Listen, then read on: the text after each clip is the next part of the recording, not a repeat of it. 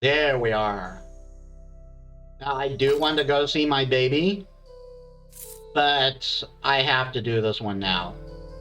Just, I have to. This is something I've been waiting for all playthrough.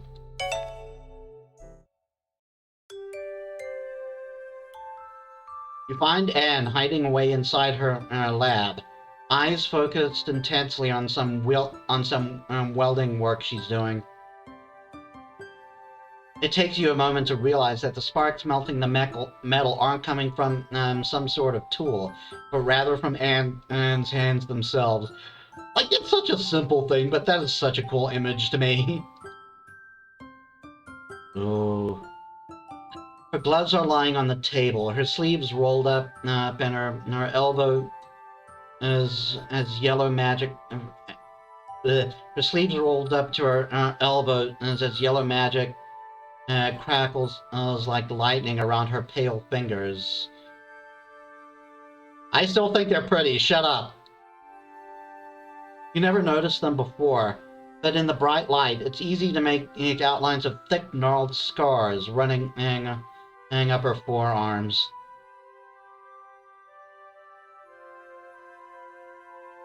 The light dims and Anne pushes up her welding glasses, finally spotting you. You? What are you doing here? I didn't call for you. Did I?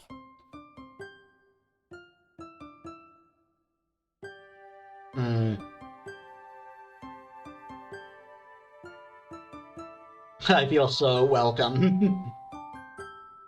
Now we're going to continue going for the birds of a feather angle. Hi. And what are you working on today? Same thing I'm always working on. Now tell me why you're really here. She deflected that.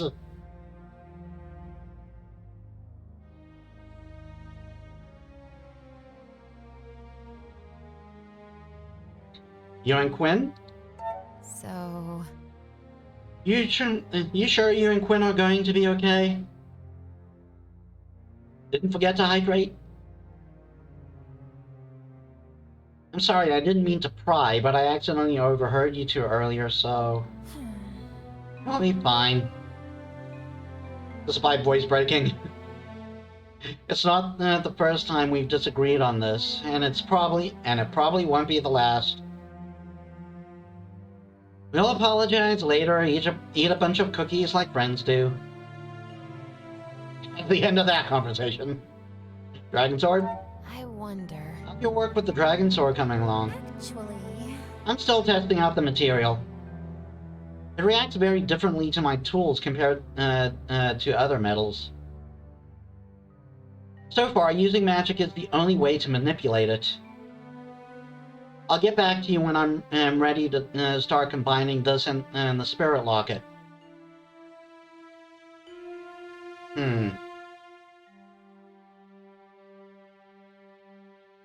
Scars? So... And what happened to your arms? I still think they're pretty. I what? Anne blinks and looks down, realizing she isn't wearing her gloves, and then sighs. Ah, you're talking about the scars.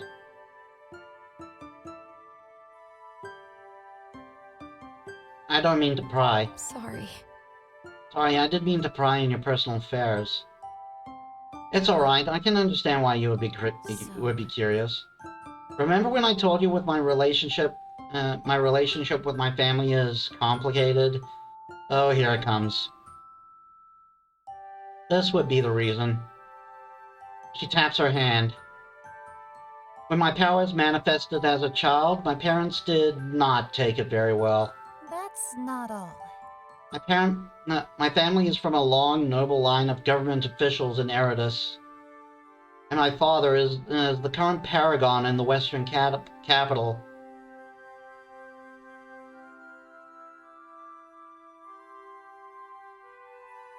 I'm gonna get mad at her for not telling me. Doesn't that make you a princess? I'm in the mood a bit, why not? So... Does that mean I can call you your highness? No. Please don't. Can you see why she's my second favorite? The Paragon of Eridus is elected once every 7 years among a highly competitive group. I read that wrong. The Paragon of Eridus is elected once every 7 years from among a highly competitive group of noble families. My father was in the midst of his bid. My father was in the midst of his bid for the election when my condition manifested. I don't like that she uses that term.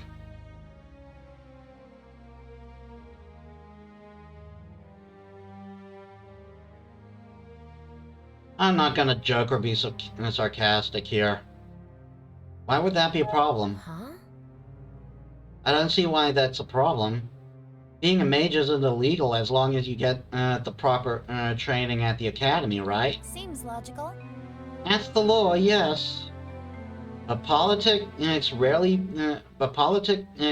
play. That's weird. That's weirdly worded for me. But politics rarely plays by the law. Or did she? Or did it mean by that? But politicians rarely play by the law. Actually, Eridus is a bit special when it comes to the politics surrounding magic. Unlike the northern capital, which has always been strictly anti-magic, or the central capital, which has always been pro-magic, Eridus has changed positions a lot depending on which paragon is elected.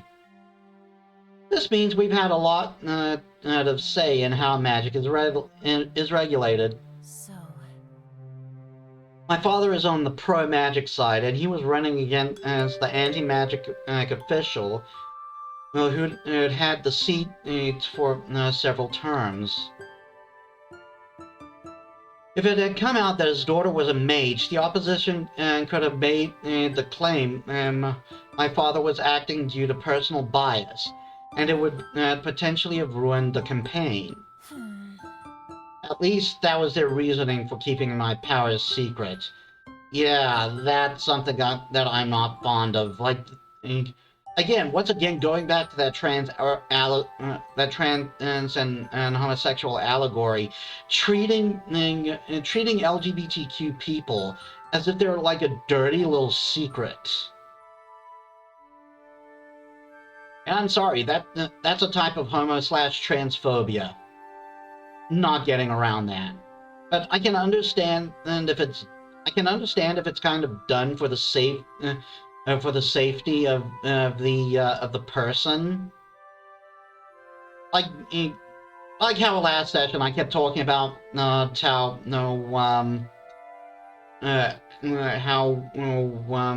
LGBTQ people tend to get attacked just for being LGBTQ and stuff like that. And in several countries, it's actually illegal to be LGBTQ. So I can understand if it's like for their safety. But for something like a political but treating it like a dirty secret for a political reason like that feels dirty to me. I'm not going to say he's a bad father, but there you go.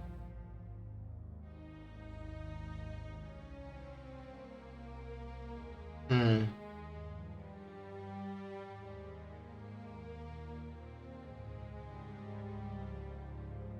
gonna get a bit angry here. I can't believe this. So you're saying the people making the laws were breaking them to get elected? Those hypocrites. That's politics for you. My father believed some months of discomfort for me would be worth it to remove the current paragon from his seat. He could have worked you into the campaign. But I can understand if his main reason was to keep you safe. And it wasn't that much of a change for me, staying inside at first. That's not all. I don't know if it was the stress of the campaign or some sort of maternal instinct kicking in, but my mother got obsessed with the idea of curing me of magic. Here we go.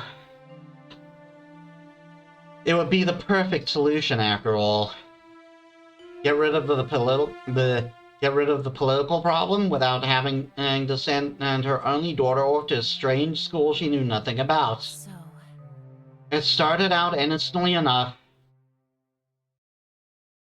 She started with buying wards that were supposed to keep magic away from your home.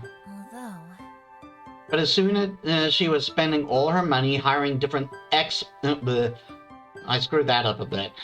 But soon she was spending all her money hiring different experts who could suppress my abilities. They did all sorts of experiments to try and remove the magic from me. All of it complete theater. They were nothing but a bunch of quacks preying on a desperate woman after all. That's how I got these scars.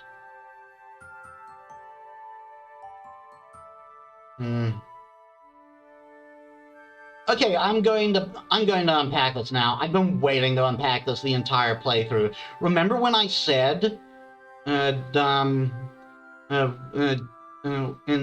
chapter 2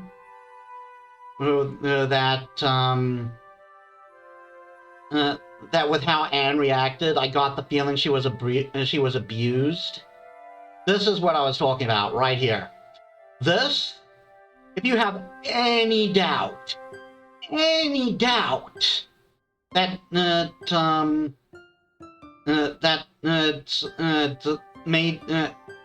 mages are an allegory for the LGBTQ. Here's your proof, right here. Go look it up. This is conversion therapy. Straight up, this is conversion therapy. They put her through conversion therapy. For those who don't know, conversion therapy is a quote-unquote process meant to quote-unquote cure you of being trans or gay. And then there's also, like the procedures that are enacted upon intersex people, well, to make them like male or female. Well, and I'm just going to say right now, procedure is is what it may look like, but it's abuse. It's straight up abuse, and even like Sigmund Freud, the father of modern psychology, he when presented with the idea, said, "Nope, that's impossible."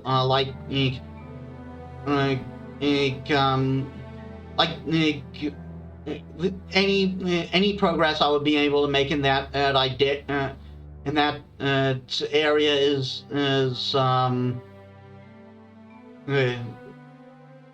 any progress I'd be able to make in that area would be minimal at best. He just outright denied the idea.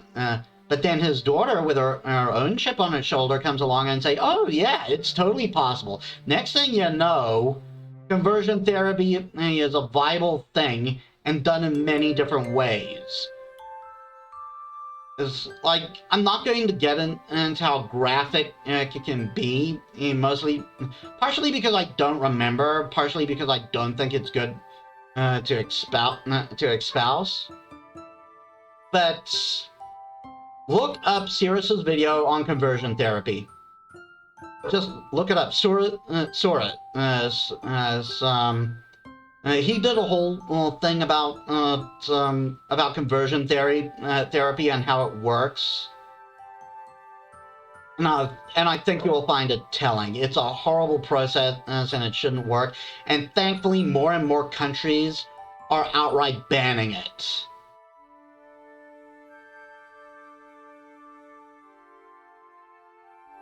So yeah, and I'm not going to say that.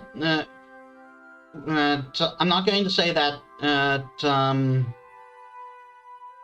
that Anne's mother was a horrible person for doing this. So I can understand the strain it put their relationship under. I do not feel that I do not think they left on good terms, but here's what I think. Anne's mother did care. She loved her daughter, but she was misinformed. And it's arguably worse to have transphobia come from misinformation, because it just makes more transphobes and it's people who genuinely care who end up actively hurting their loved ones.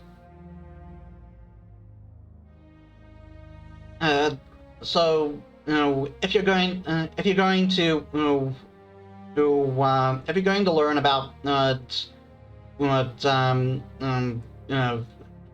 the experiences of being transgender or gay or lesbian, and word of advice: rather go to LGBTQ people you know, or look at actual, or look at someone who presents actual scientific information, because I think you'll find it's quite telling that actual science says yes, this is a thing.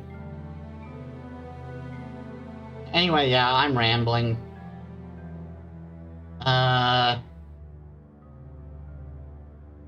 Horrible. That guy. I'm getting angry for her. And that's horrible. How could they do that to you? I ask myself that as well. So, When my father was eventually elected and returned home to discover what my mother had done, things exploded. He tried to salvage the situation, but before he got a chance to cover things up again, I was saved.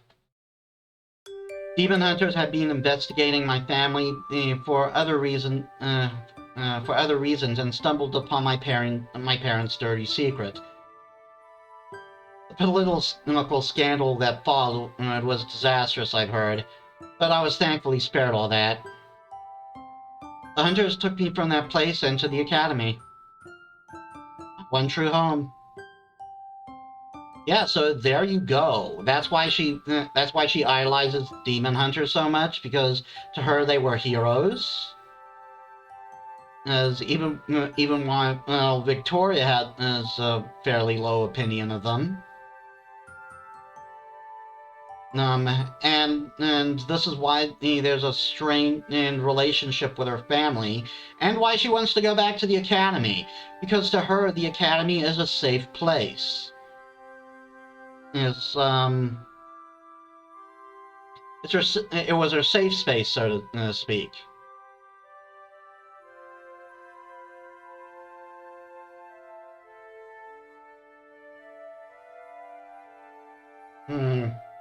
Continue the streak of being angry, or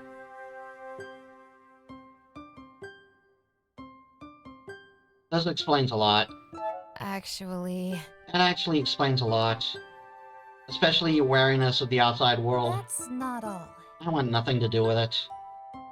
If my parents had just been some fairy tale villains who hurt me out of malice, it would be much easier to dismiss my experience as an outlier. But it is the system that allowed that I cannot forgive. Can't believe this. I was mad at the world for treating people like me like we were monsters to be feared. I resented my parents for their fear, their ignorance, and their ignorance to actually trust some crooked loony over the medical professionals I knew they had access to. The allegories continue. And I hated that man, that expert, who was just a glorified salesman, living high on the fears of the desperate, selling cures and solutions with lies and deceit. I never wanted to return to that place, to that world. So, That's why Quinn and I never seem to agree on this. They want to believe They want to believe there's good in everything. I know that everyone has the potential to act like a monster. It's Life at the just... Academy is so much simpler. There's none of that political theater, just experts, real experts, pouring their hearts into the pursuit of new knowledge. Teaching people to be critical, to be curious, to never stop asking questions. The world outside will never come close to that. Hmm.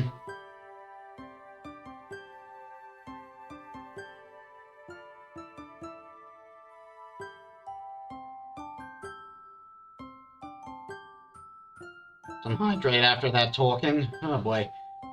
Um. This is a tough one. Because here's the thing. I see the value in both of these.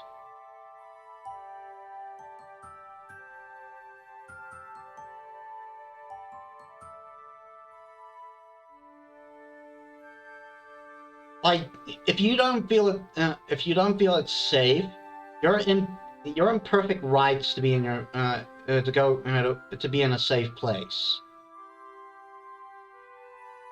But at the same time, if you have at the same time if you just if you just huddle up, hide in a corner, as it were, just hide in that safe space, there's going to be no change. Like, things will probably get worse and worse, and eventually it's going to bite you.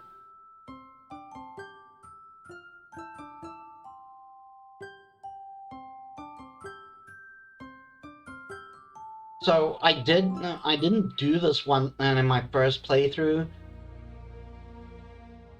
At the same time, but I'm still going to choose this, because here's the thing: I think Anne is one of those people who can make a difference, and I think she has and I think if she has enough strong pillars, she'll be safe enough while making those changes. So I am going to say the world outside needs you. About that... I won't say the world is perfect, far from it. But if people like you just turn your back on it, then it will never change. These people you hate so much will just continue unopposed, hurting even more people. Is that really what you want? Yes.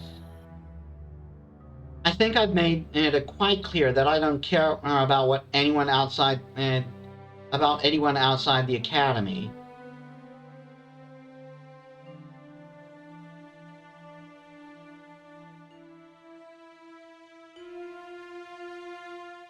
Yeah, here's something that was different. Like I said last time, I was locked into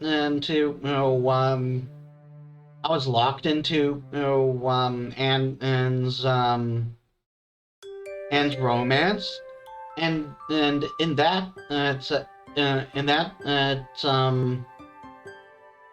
in that one, at least one of your choices was, "What about me? Don't you care about me?" But now it's like making it the whole friendship base, because we are friends as much as we're working together. What about us then? Oh. So we don't matter to you either? Why? That's not... You're all different, I mean... Stop looking at me like that. Can't believe this. If you're going to be that way, then please just leave. I've got important work to do. Anne turns away from you and returns to her table. Sparks fly from her hands and she begins welding again, never sparing you a glance. And you figure that it says direct dismissal as you'll ever get from her, and you leave. Man, how's the work on the locket coming along? I'm making good progress. Now that we know the true purpose of this spirit alchemy, it's making my work a lot easier. Somehow I doubt that, but it's good to know you're feeling optimistic. No, Something on your mind? I was just realizing. If things were different, you'd make for quite the demon hunter, Anne. Oh, please. Mages can't be hunters. You know that. What if they could? Would you want to become one? That's an interesting question. Had you asked me years ago, I might have jumped at the opportunity. They saved me after all. But I'm starting to realize that the hunters didn't save me. They put me on the right path, for sure, and I will always be grateful. But I'm the one who saved me. I picked myself up and got this far, and I'll be the one making my dreams come true. I am glad to hear it. I'm sure you'll succeed. Well, obviously. I am a genius, after all. Oh, that actually makes me feel like tearing up a little. Oh, and had a girl.